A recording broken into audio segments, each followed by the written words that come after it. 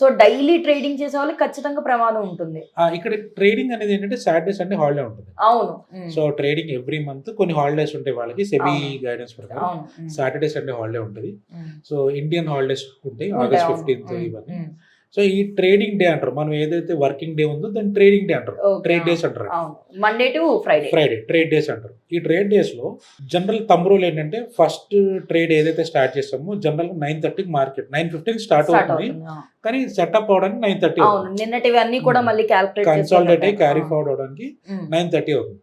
9:30 to 10:30 is crucial time for trade. ఈ టైంలోనే ఎంట్రీలు ఎక్కువ వస్తాయి.